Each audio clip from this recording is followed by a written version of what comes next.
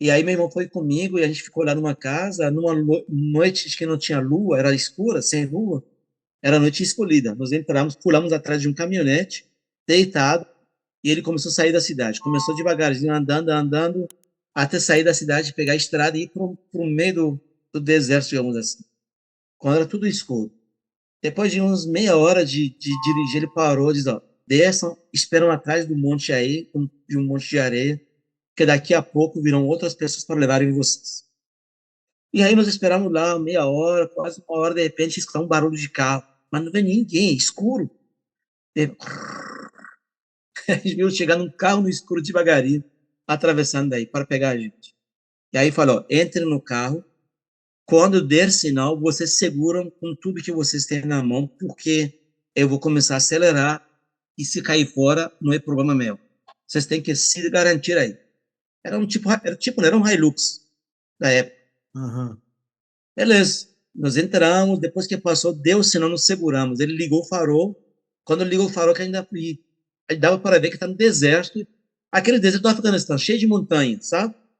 E ele vai pé na tábua, assim, com toda a aceleração possível, indo direto em direção à montanha, não vê saída, não vê saída, a gente morrendo de medo, batendo nas pedras, ele vem no meio, eles sabem, conhece já a estrada. Então, no meio, entra e vai.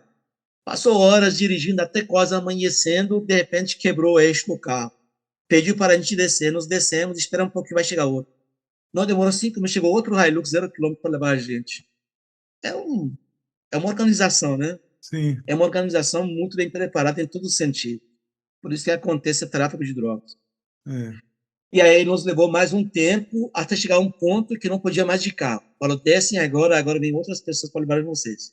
Aí chegou um cara com 2 camelos, com 2 galões de água. E galão era daquele cheiro de gasolina, que era? Só tinha água. Era a nossa única sobrevivência, que a gente não tinha comida, não tinha nada. E aí começou a nossa jornada. Eu sei que nós atravessamos até Paquistão, entre montanha e outro, entre outro, subindo, descendo, subindo, descendo.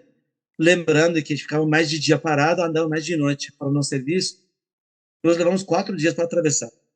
No terceiro dia, um dos amigos que tinha 16 anos, era um pré-jovem, ia ser jovem ainda, ele desmanhou de fome, não aguentou, era zoroastriano. Eu e meu irmão pegamos os braços deles e puxamos, deixamos na mão, deixamos, levamos até o primeiro vilarejo. Meu querido, foi aonde comi melhor comida da minha vida, que eu nunca mais comi igual. Foram alguns tomates fervidos com sal, não tinha mais nada, mas era verdadeiro manjar dos deuses.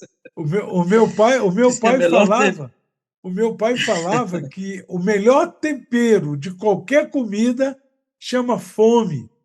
Fome é a melhor tempero. Eu nunca comi coisa igual, nem comi depois coisa igual. Porque Graças a aquele foi Deus. especial. Graças a Deus. Foi aquele que nos sustentou durante mais um dia de travessia para lá. Enfim, nós atravessamos e chegamos à cidade de Cuitá, fomos num hotel que era território dele, ele falava, dentro do hotel são garantias minhas. Mas se você botar pé fora do hotel, eu não garanto nada, já não é minha. Se acontecer alguma coisa, eu não me respondo por nada. Então a gente ficou no hotel, os 2 dias ali, comendo à vontade, era por conta, por conta assim, né? A gente já pagou, Por conta tudo dos isso 10 mil incluso, dólares. por conta dos US$ 10.000 e os demais pessoas, né? É. A gente comeu, tomou banho finalmente, relaxou, dormimos para caramba, ficava morto de Isso já no cansado. Paquistão, né, Depois, moçem? isso já Paquistão, uma cidade de Quetta, ele fica próximo ao Peshawar, que é próximo à fronteira com o Afeganistão, fica mais para o norte do Afeganistão. E aí, depois de uns 2 dias de relaxamento e tudo mais, falou, agora vamos para Lahore, que aí já é tranquilo, aí não tem mais problema. E aí comprou passagem de avião, tranquilo, dentro da realidade dele. Nós fomos, chegamos no Lahore, parou, diz, a partir de agora vocês estão livres, não tem mais perigo nenhum.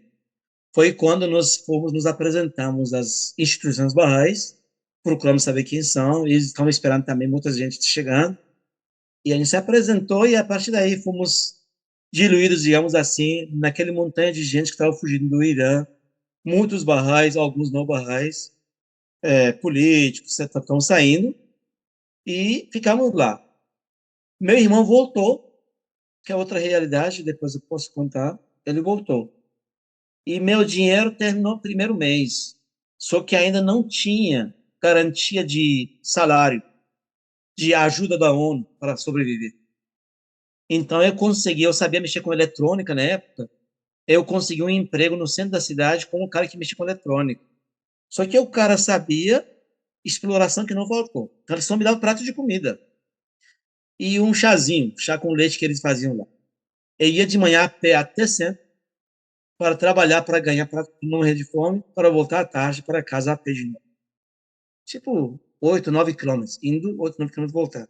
Até que passou 5 meses desse jeito, e aí a ONU, na entrevista, a ONU reconheceu. Foram 2 horas de entrevista, 2 horas quebrado, falei a situação e tudo mais, aí a ONU reconheceu, e a partir daí passei a ganhar ajuda de custo, que era US$ 47, mas era como se fosse 2 salários mínimos do país. Então, acabou sofrimento em partes ali. E aí a gente juntou, como a gente era muitos refugiados, a gente juntava com outros amigos para pagar aluguel mais barato e vivia. Por exemplo, a gente alugou 2 quartos, eu e mais 8 pessoas. Éramos 9 pessoas. Morávamos em 2 quartos e a gente dividia. E cada dia uma pessoa era responsável por tudo. Acorda, faz café, lava a louça, limpa a casa, faz almoço, compra material, faz almoço. E aí você fala, um dia ocupado, 8 dias livre, poder passear, fazer o que você quisesse. Era assim. Na vida, E pela aí, vida, bem, passou. não, pela vida que você levou durante esse período da guerra, no período da Já fronteira estava no com o Iraque, paraíso. você estava num paraíso, né? E aí Já estava depois no paraíso. aí nesse período, Mossem, a ONU reconheceu vocês como refugiado, perseguidos Sim, religiosos e etc e isso, tal. E aí como é que foi isso. sua chegada ao Brasil?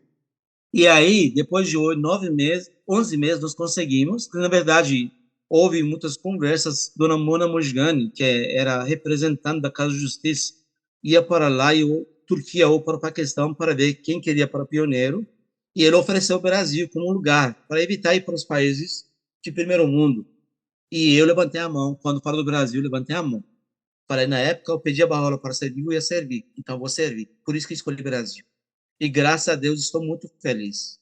Só posso agradecer por tudo que eu tenho E hoje. nós Que também depois ter vamos ler. você. Muito obrigado.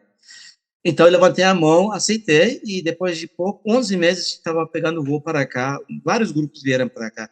Inclusive, tem outros amigos iranianos, tem histórias bacanas também. Depois poderem conversar com eles. E aí a gente foi para o Brasil. Ficamos aqui, na época, seu Baciri, seu Sheikh e outros vieram nos receber no aeroporto, levamos para Mojimirim, ficamos lá um mês. Depois decidi para onde a gente vai. Eu escolhi Belém, porque Belém morava uma família Bahá'í que era nossos vizinhos no Irã. E já Antes, moravam, pai, como se fosse família. Doutor Jamshid, Dona Mina, doutor Jamshid, eles moravam. Nosso vizinho lá, 2 ruas para cima, 2, 3 ruas para cima, e já chegaram, moraram na nossa casa. Eu não tinha nascido aí nessa época, nem os filhos dele, eu acho, mas já eram morando na casa do minha mãe ele e meu era padrasto. médico, né? Mas era muito, era médico e um dos excelentes médicos. E Dona Mina é uma mãe para mim. Sempre foi e é uma mãe que eu respeito e amo demais ela. Uma pessoa excepcional. Os irmãos também, Dana e Rato, são como irmãos para mim. Enfim, aí eu fiquei lá na casa deles, fui para lá, já que bem, conhecendo, depois de um mês já adaptando, aprendendo, fui para lá. Depois de um mês, comecei a viver trabalhando lá. Nessa época conheci o Jairo e Charla. Passei, Jairo me ofereceu para morar no sítio deles. Aí comecei a trabalhar com o Jairo, ele me deu um emprego na empresa dele e fui morar no sítio que morava ele e Charla. E sou eternamente grato a ambos, porque foram pessoas maravilhosas no momento que mais precisei. Me deram a mão, me ajudaram. Não tem como não reconhecer. São pessoas maravilhosas, excepcionais, que deram todo o amor e carinho que receberam na casa deles. E aí, depois de um ano de trabalhando, aprendendo mais ou menos português, eu me levantei para serviço tempo integral. Na época, a gente levantava, muitas pessoas se levantavam, era 89 isso, 88. E aí, me levantei para tempo de serviço, aí me enviaram para Goiânia, fiquei na época na casa do Face, hoje é membro da Assembleia Nacional. Eu me lembro do episódio com o Face, que ainda estava aprendendo português, estava querendo ensinar tudo mais. Ele falou: vem cá comigo, vamos ensinar, vamos. Na época, levamos um série de exposição numa praça em Goiânia e montamos a exposição tudo bonito, cartaz por cartaz pendurado. Falou: ó, me acompanha, depois tu fazes o mesmo. Ensina isso. A gente vê o cartaz, vê a história, conta para as pessoas da Fé Bahá'í. Beleza. Ele começou a falar e eu comecei a acompanhar, aprende. Aprendeu, aprende. Então, tchau. Deixou olhar e foi embora. Foi onde forcei mais, tanto para aprender português como para ensinar. Foi ótimo. Fiquei meio apertado, mas foi ótimo. Eu sabia ler cartazes para as pessoas, mas já ajudou para desenvolver.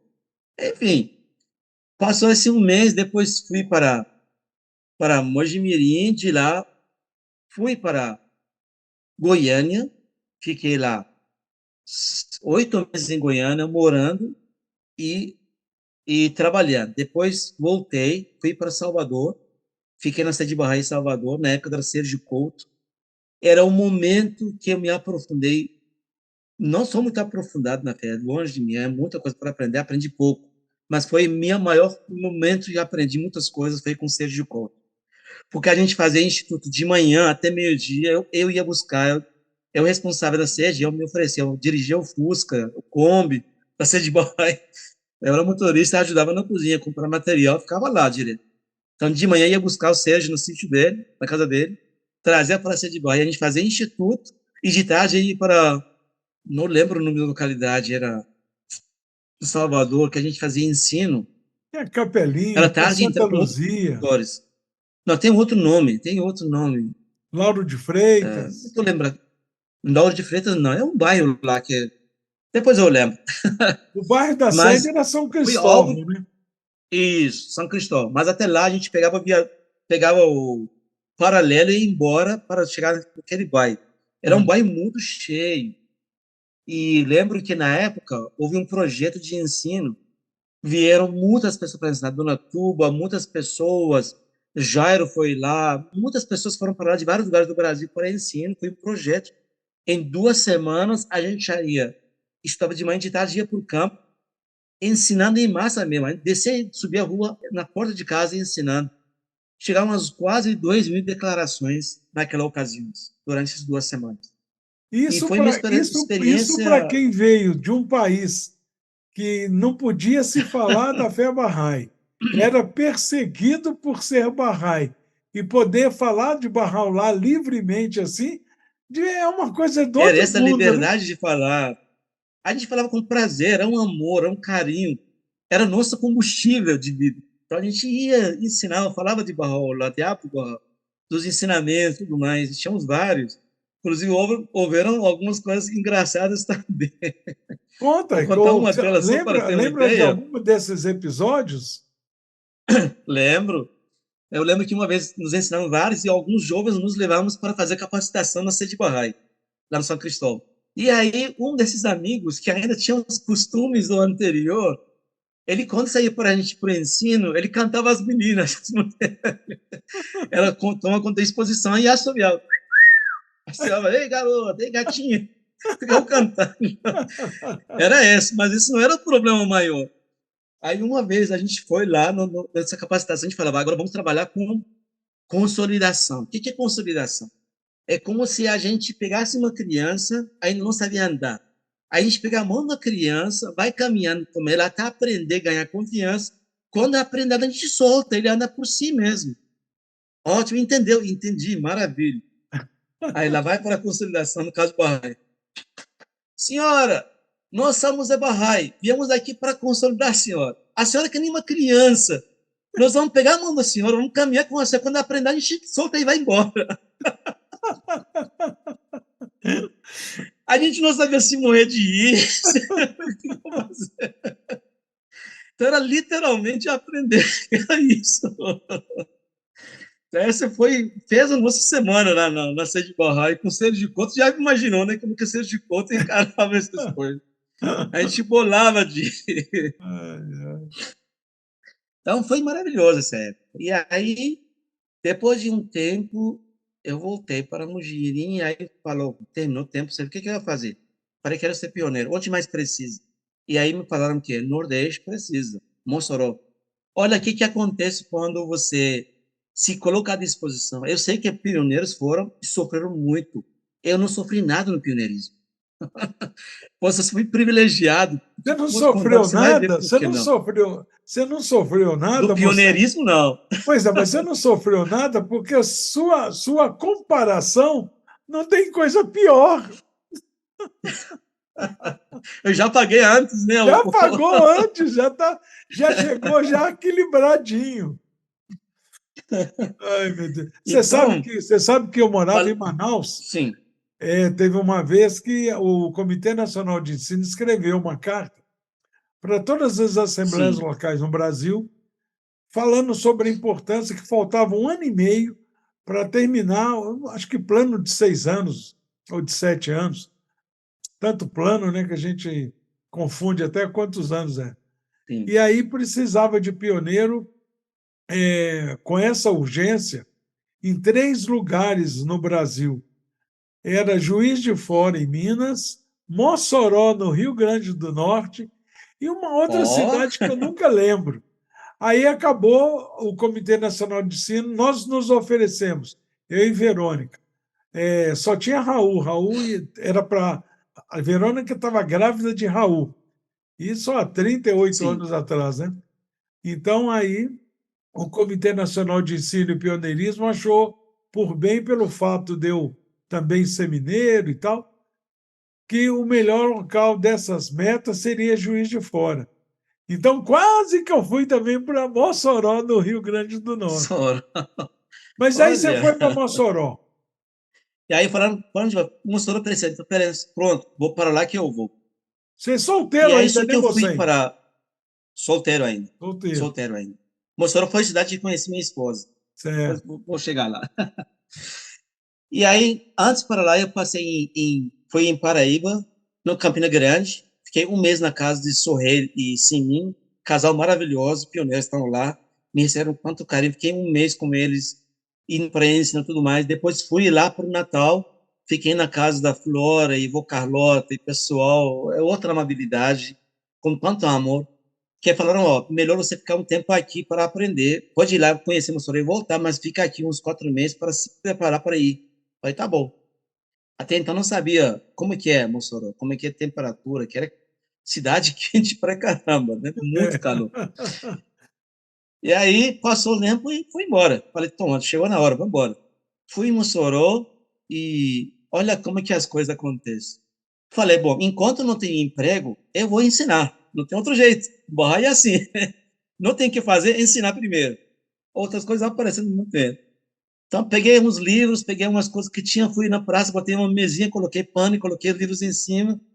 Na praça principal, comecei a ensinar, esperando alguém vir perguntar e tudo mais. No segundo dia, aparece um senhor, diz, de onde você é? Falei, sou de origem do Irã.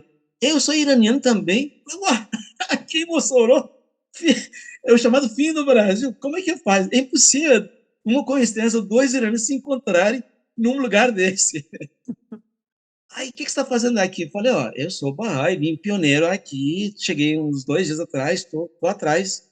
Você tem emprego? Não. Vai no escritório amanhã, vou te dar um emprego.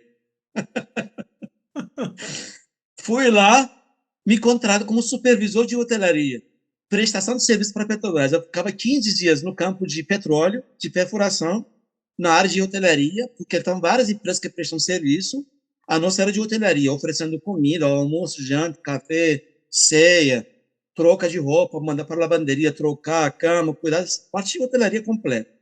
E aí comecei a trabalhar aí, já, terceiro, quarto dia para frente. Aí te pergunto, sofri no pioneirismo? Não, para mim foi tudo aberto, assim, tá aqui. O Mas cara tem que ser iraniano para provar que é de pioneirismo, não é de outro, sabe? mas esse senhor iraniano, ele veio parar no Brasil como? Ele era, na verdade, um iraniano, mas armênio. Ah, certo. Ele era superintendente de uma empresa, chama-se Meimar, é uma empresa de hotelaria. E eles prestavam serviço para a Petrobras. Então, ele era superintendente e ia visitar as obras e voltava. E, Ah. por ocasião, estava lá e passou lá. E, coisa de Deus, não tem como dizer que não é Barrola. Me fala É, sério. Não é, tem como dizer que não, é. não é? Então, comecei a trabalhar, a partir daí começou a deslanchar a minha vida. E aí, nesse inteirinho, conheci a minha esposa, Conceição, bati na porta dela sem saber quem ela é, porque Potiguar. Potiguar. Eu morava numa casa, aluguei um quartinho para morar, e quartinho era de uma, não era dela, ela também tinha alugado, uma amiga minha que tinha alugada, mas não ficava lá. Na época eu morava junto com minha esposa na casa dela. E eu peguei, ó, já que não tem ninguém, deixa eu alugar, eu pago o aluguel seu, beleza. Só que uma vez o salário atrasou, eu fui explicar para ela, fui bater na porta dela, eu nem sabia, não tinha ideia quem era Cícero. Bati na porta para falar, o nome dela é Giane, já faleceu, que Deus a tenha, uma pessoa maravilhosa. E aí, foi bater na porta, Giane não estava, na época era Conceição, foi nossa primeira vista. Conversamos, me convidou para tomar uma água, eu fui explicar a situação e tudo mais. E aí, numa outra ocasião, era quase festa de Santa Luzia em Mossoró, que é famosa, 13 dias de festa com a Santa Luzia. Nós conhecemos, conversa vai, conversa vem, e acabou a gente se conhecendo e começamos o namoro. Ela que me pediu casamento, não fui eu, porque eu tinha medo, não tinha condição nenhuma, e ela vivia mais ou menos bem, que eu tinha a vida dela. Ela percebeu que se não falar nada, eu tive que me dar um passo, porque eu não tinha condições nenhuma. Ainda mais iraniano, com orgulho que a gente tem. Aí ela que pediu, vamos casar? Eu falei, vamos. Desde que nos conhecemos, namoramos e casamos foi 3 meses. Pode. Puxa vida. Maio desse ano, fizemos 32 anos de casado. Mas é E bom quem porque celebrou nosso Bahá'í casamento? é bom porque Bahá'í, quando, lembrando que quando a gente fica noivo, tem 95 dias para casar. Exato. E aí, com quem celebrou, eu convidei o Tom. Na época, conheci o Tom, que morava em Natal, ainda não estava em Brasília. E ela é de Açu, né, de Rio Grande do Norte. E ela aceitou com muita felicidade. Tem filmagem aqui Ah, gravada sua aqui. esposa Foi Conceição é de muito Açu? bom. Ela é de Mossoró. Ela, na verdade, ela é de cearense de origem. Ela Aham. é de Aracati, registrada em Aracati, mas é de Biruitaba.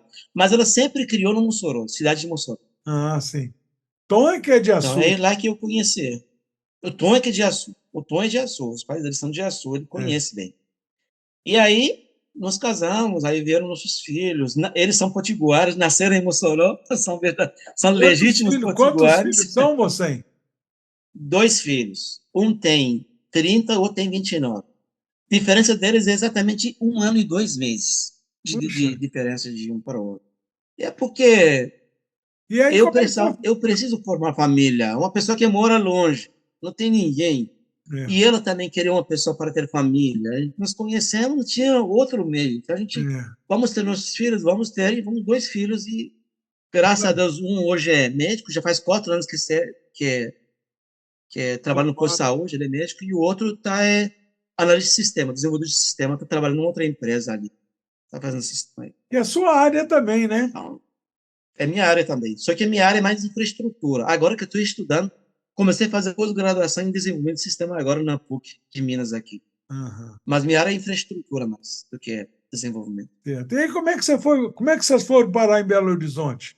E aí, teve um tempo que Mossoró, cidade muito pequeno, e a gente precisava trabalhar, e não tinha tanto emprego mais. A gente começou, aí minha esposa, eu consegui estudar, fazer o segundo grau lá, foi graças à minha esposa, ela que me obrigou a estudar, disse que não vai deixar de estudar, porque uma pessoa sem estudo é nada na vida. Uma pessoa que tem estudo tem dificuldade, imagine quem não tem estudo.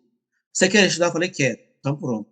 Ela me levou, matriculou no supletivo, fiz supletivo, completei segundo grau, não podia fazer faculdade, não era tão fácil na época ainda, mas que área que você gosta? Por área de informática, então beleza. Comecei primeiro o curso da datilografia, para aprender a bater sem olhar as teclas. Fiz curso da datilografia. Sou novo, mas olha o tempo que eu passo. E aí depois fiz um curso de introdução, depois peguei pequenos cursos. E na época, já nessa hora, com o cunhado da minha esposa, ela se tornou secretária de obras da prefeitura. Eles contratavam, e eu comecei a aprender informática e acabou me contratando também. Aí comecei a trabalhar na prefeitura, na secretaria de obras, como freelance lá, trabalhando com ele. Aí trabalhei 2 anos ali. Depois de 2 anos, saí, perdeu. A prefeitura sabe como que é, política. Muda um cargo de confiança, muda tudo. Não tem condições. Só que eu tinha espaço para crescer. Então eu falei, eu vou embora, vou para outra cidade. E aí, nessa época, eu estava conversando com o Jair, com o Charles, eu falei, eu preciso ir embora, onde que eu vou? Aí, nessa época, eles moravam em Macapá. Aí, vem cá, que a Charles está botando escola de inglês, você é uma ajuda, uma escola de inglês, tem escola de inglês, está querendo colocar informática também. Vem cá para ajudar. Aí, fui lá para ajudar, fiquei lá um tempo, já aluguei um cafofo com os para mim, fiquei lá, trabalhei um tempo, pouco tempo, na verdade. Trabalhei 2, 3 meses, aí chamei minha esposa, meus filhos para ir, que na época eu fui sozinho ainda. Falei, tá tranquilo, vamos lá. Só que minha esposa e meus filhos não se deram bem, não gostaram muito de. Eles eram Não gostaram crianças do ainda, clima, né, não gostaram Morcem? de. Meus filhos eram pequenos demais, minha esposa não está acostumada, não gostou. Não gostou. Falei, não dá conta aqui, vamos embora daqui, não vou dar conta. Falei, tá bom. E aí uma amiga dele, vamos voltar para Mossoró, vamos para outro lugar. Aí a amiga dele, que mora em Belo Horizonte, já tinha uma amizade antes de me conhecer, conhecer Minas, tudo mais, falou com ela assim, não, pode vir embora, vem para cá, vamos começar aqui. Aí nós pegamos, vimos embora em Belo Horizonte em Natal de 95. Ela veio de avião com as crianças, eu vim de ônibus para trazer as poucas coisas que a gente tinha de bagagem, volumes, trazer do rodoviário. Vem embora. E aí nós começamos a vir em Belo Horizonte, de fato. Foi o nosso encontro aqui. Ela era professora, começou a dar aula nas escolas, conseguia lá dar aula nas escolas, e eu comecei a trabalhar de forma autônoma. Comprei um computador, uma impressora, e fazia panfleto, folhetos, cartão de visita, impresso. Eu me lembro, eu passava a noite inteira botando impressora para imprimir os cartões, que era muito lento, não era gráfica, né? Então, eu imprimia cartão de visita para entregar e para ganhar dinheiro. Durante 3 anos, trabalhei dessa forma. Tem um cara aqui que é meu amigão, ele conheci ele por um acaso, numa universidade, foi entregar um trabalho, conheci lá. Ele gostou da minha história, gostou de mim, e falou: ó, faz o seguinte, eu tenho uma loja no centro de Belo Horizonte. Você conhece Belo Horizonte, né, Paulo? Conheço. Entre Rua Santos Dumont e Caetés, central, sai perto do rodoviário. Você tem uma loja ali que é loja de copiadora. Coloca seu computador para trabalhar lá, não precisa pagar aluguel, não telefone, nada, ganha seu dinheiro. Falei, uai, de Deus. Fui lá, fiquei um tempo, trabalhei com ele. Depois de um ano, aí começaram a entrar no mercado máquinas gráficas de alta potência, desempenho, rapidez e bem mais barato no meu trabalho. E eu não tinha condições de investir, não tinha, assim, vendia para sobreviver. O fato é esse, tinha dificuldade. E aí, o que aconteceu?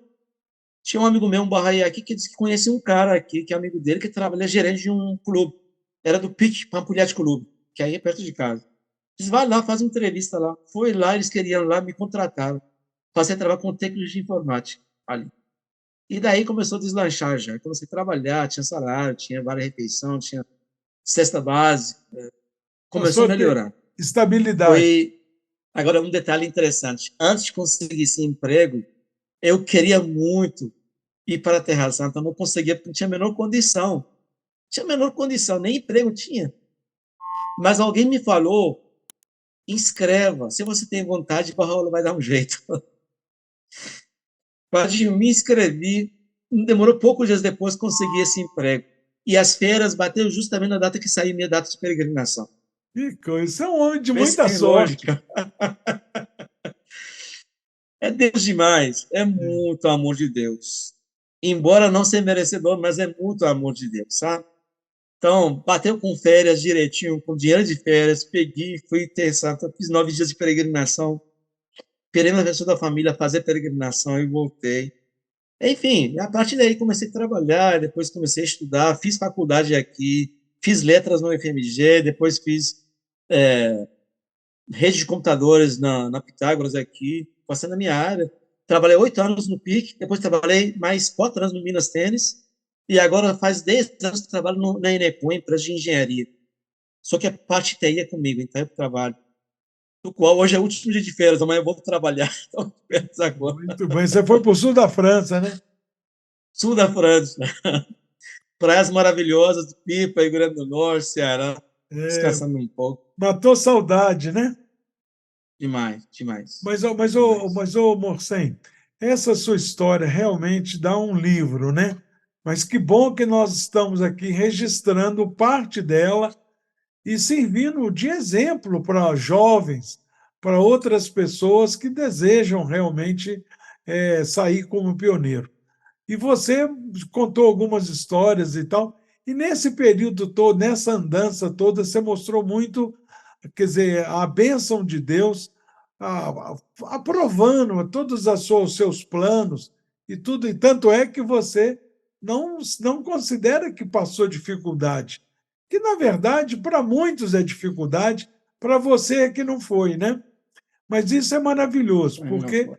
isso mostra que quando o amor da gente é grande, realmente a gente não sente as dificuldades que a gente tem passado, né? Mas você lembra de alguma outra história nessas suas andanças de alguém esse senhor iraniano de origem armena que você conheceu, né, em Mossoró é uma, entre aspas, né, é uma coincidência maravilhosa, né? Mas você lembra de alguma Com certeza. história que alguém conheceu a fé Bahá'í através de você e que você realmente nunca esquece? Olha, a única que eu me lembro que declarou Bahá'í para minha frente foi aquele soldado na guerra, Aquilo na foi fronte de demais, né? guerra. Mas aqui, eu lembro que muitas pessoas que eu ensinei, eles declararam depois com outras pessoas. E isso me deixou muito feliz. Porque quando a gente, às vezes, muitas vezes a gente ensina, pensa que a pessoa escutou, foi embora, não deu importância, plantou semente. Se o terreno for fértil, no devido momento, com condições adequadas, ela vai germinar, vai nascer, vai brotar, vai crescer. Eu me lembro aqui, tinha algumas ocasiões de Goiânia, por exemplo, que tinha um fireside que a gente fazia. Eu me lembro, num fireside desse aqui, tinha um amigo nosso, que a namorada dele ia para lá e ficava de fora mais dentro. Não ficava, a gente falava, nossa, acho que ele não tem interesse nenhuma. Depois descobri, depois de muitos anos, em Soltané, vi a pessoa ser coordenadora de uma das atividades centrais ali. Falei, poxa vida, isso que me deixa alegre. Não tem importância se declarou comigo ou não declarou. Para mim, eu ensino a fé Bahá'í por amor a Bahá'í. Não espero nada. Bahá'u'lláh diz que tem que ser irrestrito como o vento. E eu procuro entender isso, sabe? Reflito muito. Então, quando falo para uma pessoa sobre a fé Bahá'í, eu quero que a pessoa entenda o que eu estou falando. Se ela vai aceitar ou não vai aceitar, essa é uma questão pessoal da pessoa, é um momento da pessoa, que não momento, mas depois pode ser. Nunca ninguém sabe o que vai acontecer. Mas uma coisa é certeza: quando a gente põe pureza de coração para fazer, a coisa sempre anda. Não com a gente, com outros, mas sempre tem. Sempre tem. Sem Algum dúvida. momento, em algum lugar, isso acontece. Sem dúvida. Quando a gente fala assim, se a gente lembra de algum momento, esses são os momentos talvez mais importantes, né?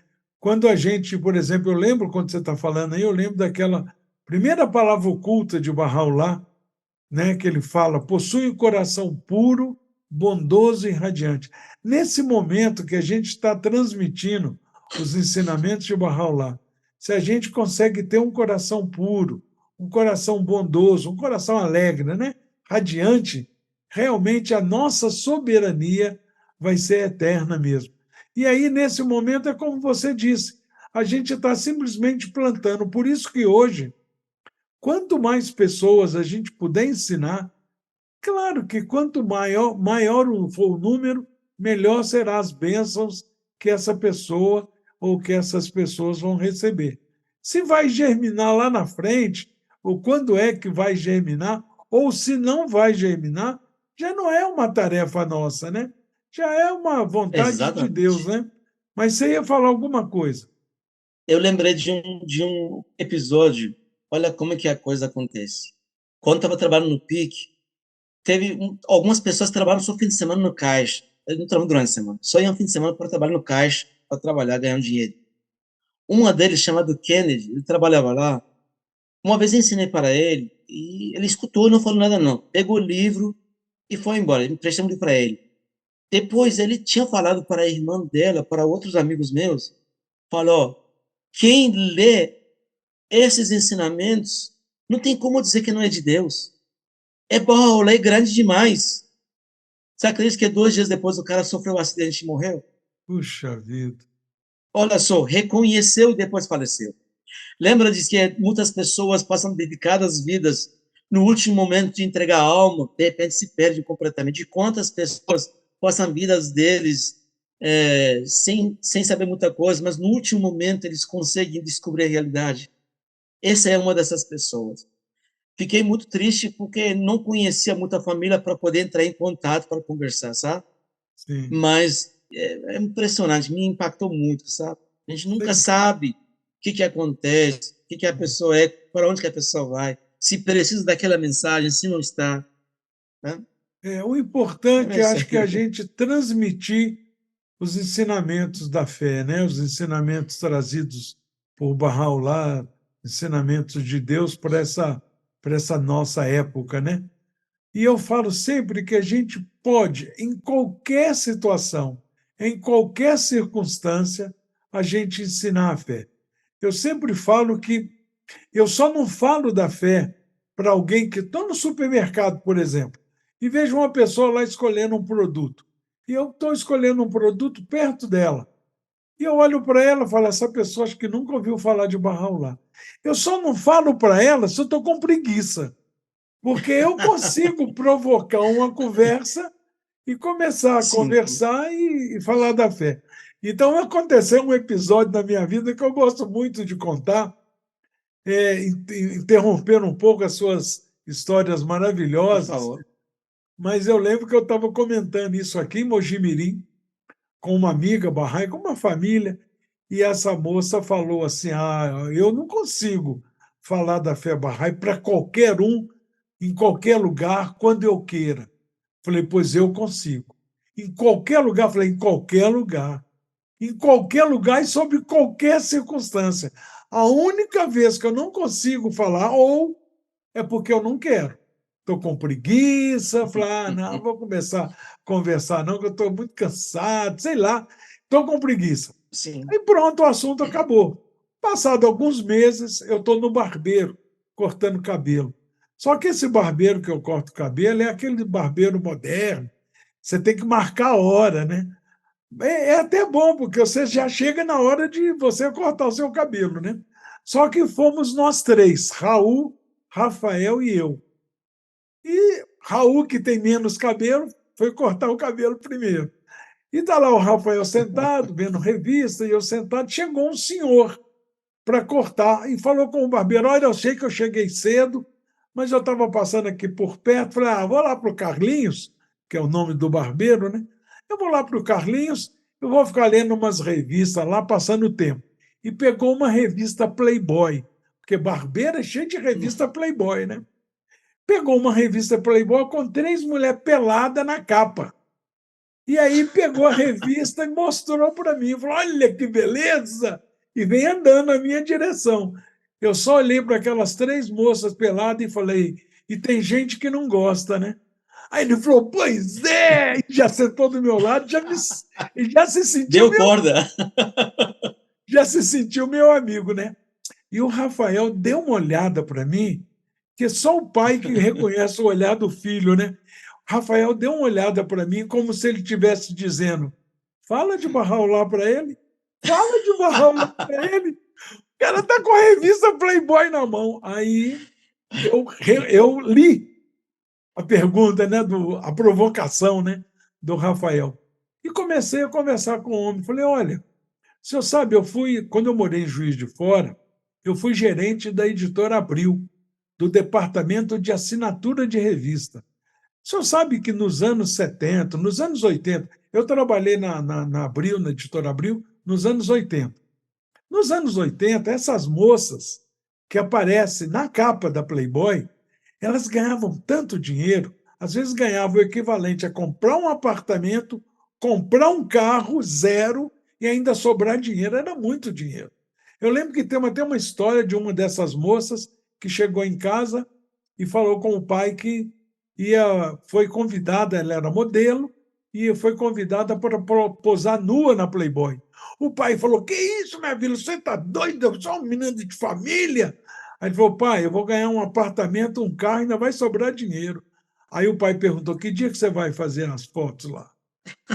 Quer dizer, então dinheiro é um negócio. Aí começamos a conversar sobre isso, né?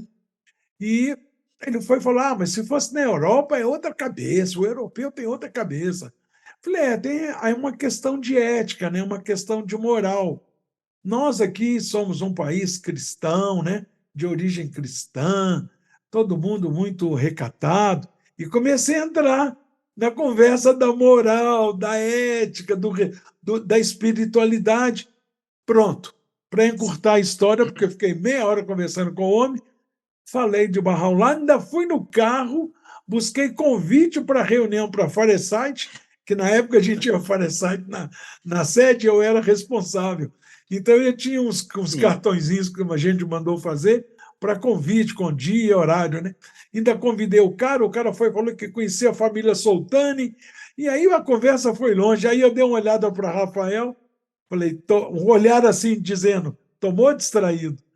Quer dizer, até quando o cara me mostra uma revista Playboy, dá para mudar a conversa e falar da fé. sim, Então, até é possível a gente falar de Bahá'u'lláh. Não podemos é ter esse presente, ter essa joia, ter esse tesouro na nossa mão e achar que o vizinho não precisa, que a vizinha da frente lá é gente boa. Não precisa, todo mundo precisa, porque graças à educação que a gente dá aos nossos filhos, porque eu não nasci em família Bahá'í, embora minha mãe tinha princípios muito próximos a princípios da fé. Isso me ajudou muito a reconhecer Bahá'u'lláh, mas não era Bahá'í, né? Não recebeu uma educação Bahá'í, mas os nossos filhos recebeu. Mesmo assim, a gente conhece muitos amigos que deram aos seus filhos uma educação Bahá'í e não garante que eles vão ser Bahá'ís dedicados, Bahá'ís, né, que vão ensinar a exato, fé, mas pelo menos eles vão ter em seus corações princípios que possa nortear a vida deles, né? Mas, ô Mocém, quando você está exatamente. tocando, eu estou pensando aqui, tem muitos jovens de todas as idades, né, que estão nos vendo, nos ouvindo e tal.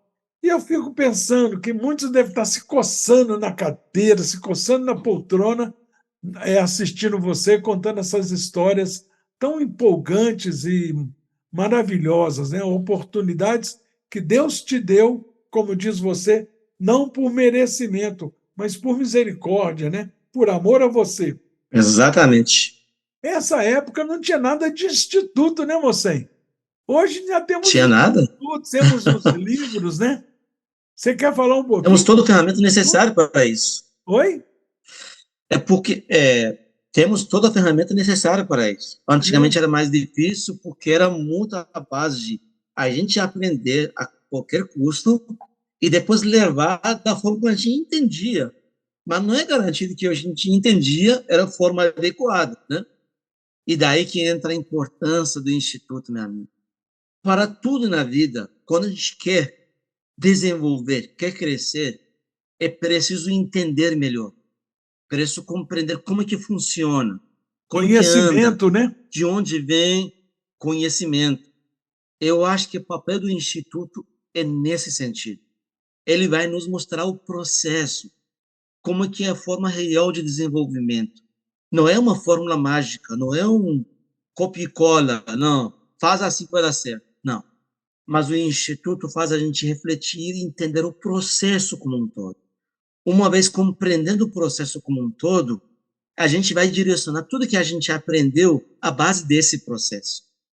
Se é dizer, por exemplo, o mais importante é princípio, é fazer uma oração com uma pessoa, com uma família, é porque tem uma sabedoria muito grande nisso. Quantas vezes, no caso de uma pessoa, a oração fica por último? Não, faça primeiro. Ensino. A gente vai para um lugar, vamos fazer uma oração só para a gente entrar na espiritualidade, como se diz, né? Só para a gente poder se conectar à espiritualidade, ao divino, para poder. Isso é um fato. E o Instituto, no processo dele de demonstrar como é que acontece isso, é de extrema importância. Graças ao Instituto que a coisa começou a desenvolver de uma forma mais uniforme, mais legal. Não é mais disperso como antigamente. Você consegue pegar um direcionamento e ir embora naquele jeito. Mesmo que com formas diferentes, porque cada pessoa tem uma forma de lidar, cada pessoa pensa de uma forma diferente, cada comunidade é uma, cada pessoa é uma. Mas o processo é a mesma, os elementos são os mesmos. A gente está trabalhando com as almas, a gente está dedicando as almas.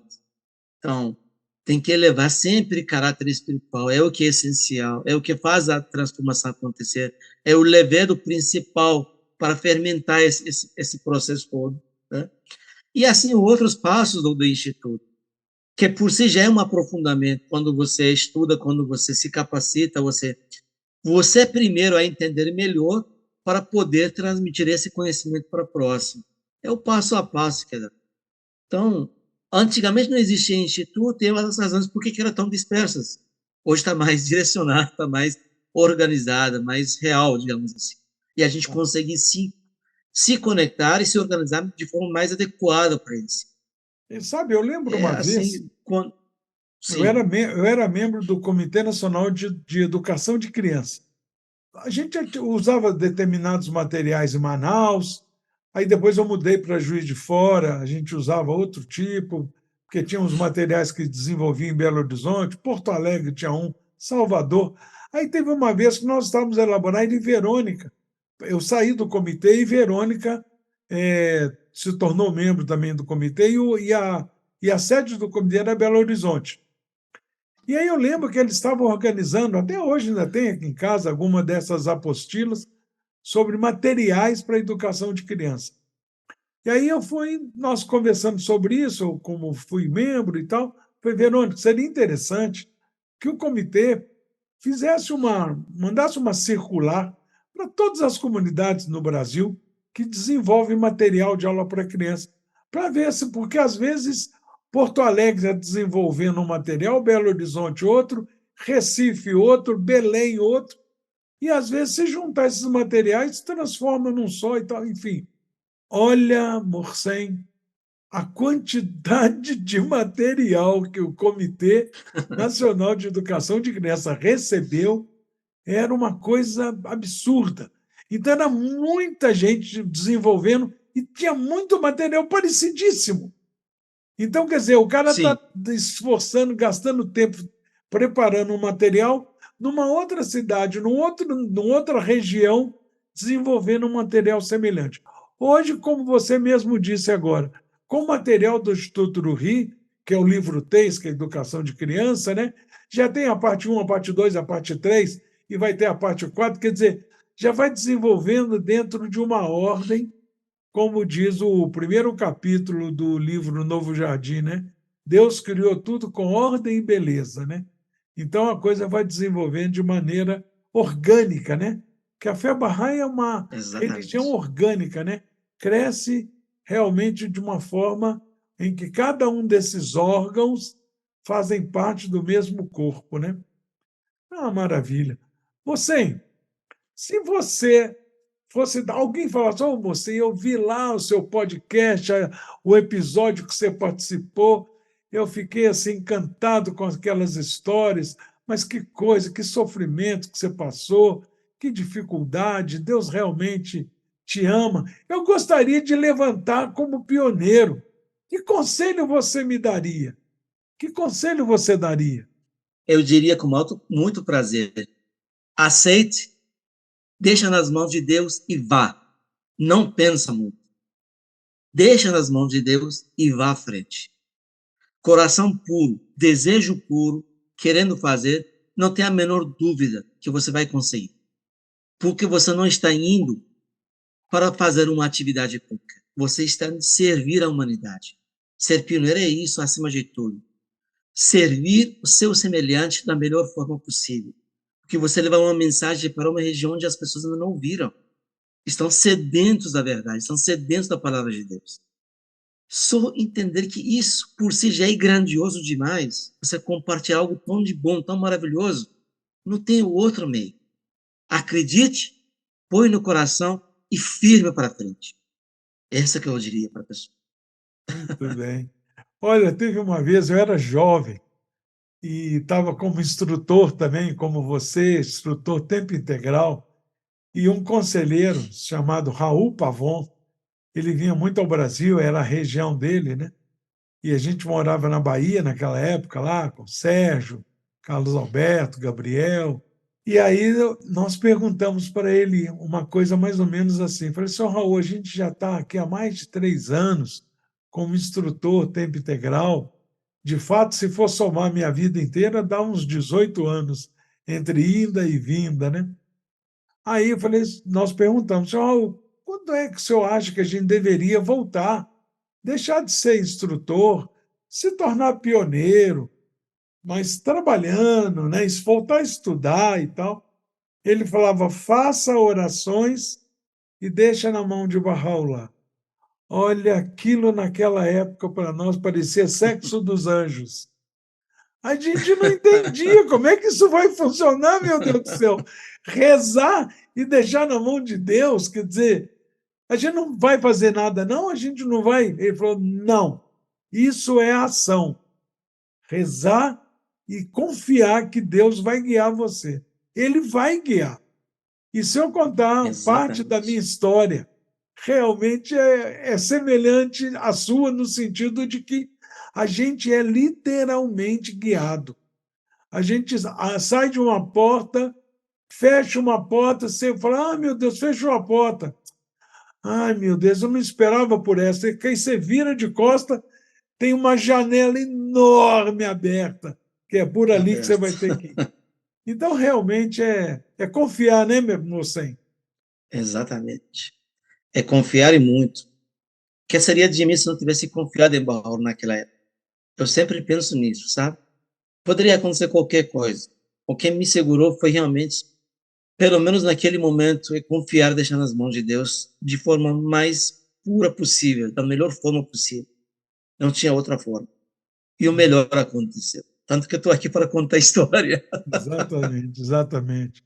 Eu, eu tenho certeza que você não contou nem um terço da sua história, principalmente do terço que você contou, você não entrou muito em detalhe, porque o sofrimento realmente deveria ser muito maior do que a gente pôde imaginar, né? Mas olha, nós temos assim uma satisfação enorme de ter tido você nesse episódio dessa quarta temporada, assim como os demais amigos, realmente abrilhantou muito esse nosso Uma Graça de podcast. A gente só quer lembrar a todos que estão nos vendo que fale com seus amigos sobre esse Uma Graça de podcast, porque esses depoimentos que você e tantos outros, nós já estamos na quarta temporada, cada temporada são 10 episódios, então nós já estamos indo para mais de 35 episódios, vamos chegar aos 40 episódios quando terminar essa nossa quarta temporada. E são depoimentos que às vezes nunca vai ser registrado em livro nenhum, vai ficar gravado nas Verdade. mídias modernas, né? Fora do papel, vai ficar nas mídias digitais aí, né? Que é a sua praia, né? Exato. Mas convidar outros a se inscrever no canal. É só entrar no YouTube, ter lá, se não tiver um e-mail, um Gmail, né? Você cria Uhum. Um Gmail é gratuito, não paga nada. E aí, uma vez a gente tendo o Gmail, entra no YouTube, se inscreva nesse canal, só escrever lá Uma Graça de Podcast, se inscreva, compartilhe, dê o joinha no episódio que vocês gostaram, façam perguntas, porque depois, mesmo depois de ir ao ar, esses episódios ficam gravados e aí vocês podem fazer perguntas. Mocem, como todos os outros convidados, sempre acompanham os seus episódios, principalmente, e pode responder a vocês que façam algumas perguntas ou até mesmo deixa mensagens de apoio, de estímulo. Informe para outros amigos para também se inscreverem, né? E como nós dissemos no início desse Uma Graça de podcast, nós não apresentamos os convidados, eles é que se apresentam, né? E para despedir, nós também não despedimos. É o próprio convidado que se despede. Mas antes disso, mais uma vez, a gente quer registrar a nossa satisfação e honra de ter recebido você, Mocem, aqui nesse nosso Uma Graça de podcast e dirigir aos nossos espectadores as palavras finais desse episódio maravilhoso que você nos proporcionou. Muito obrigado, viu? Muito obrigado. É, eu lembro de uma coisa muito interessante. Tudo na vida é uma questão de escolha. Ninguém obriga nada a ninguém. Tudo é uma questão de escolha. Você pode escolher para sim ou para não, para ir ou para não ir. Quando você escuta o nome de Baha'u'llah, quando você escuta sobre a fé Bahá'í. Você tem toda a escolha de querer saber mais ou não. Quando você vai para um emprego, você tem direito de escolher sim ou não. Então, tudo na vida é uma questão de escolha e também de prioridades. Lembre-se, quando você for escolher algo na vida, escolha aquilo que vai te elevar espiritualmente. Como Baha'u'lláh diz, se você desenvolver seu trabalho com excelência, com amor ao próximo, com determinação, equivale a uma oração. É uma devoção. É a mesma coisa na nossa vida. Nós nascemos, crescemos, desenvolvemos e partimos. Qual que é o sentido de tudo isso? Será que o sentido de tudo isso é para vir aqui, curtir a vida e passar? E depois? Que diferença faz entre mim e um animal irracional? Se eu pensar dessa forma. Por isso eu digo, tente fazer sempre que deixe sua marca para ser o próximo. Não para você se achar melhor, nem para marcar nome, mas para que o resultado de sua vida seja de bom para todos, que todos que te encontram te vejam, venham alguma forma de contato com você, que eles tenham algo de bom, que eles sintam algo de bom desse encontro, desse achado, dessa leitura, desse presente, seja lá o que for. Então, deixe sempre de ser o melhor para ser o próximo. Conhecereis a verdade e a verdade vos libertará. O verdadeiro significado dele é isso. Quando a gente conhece, a gente entrega nas mãos de Baha'u'lláh e vai firme para frente. O resto é uma consequência. Muito obrigado, Padinho, por esse privilégio, por esse prazer. Desculpe qualquer coisa. Eu sei que a minha história, né, talvez infinitamente menor do que muitos amigos que, inclusive, alguns moram aqui no Brasil, que têm histórias fantásticas.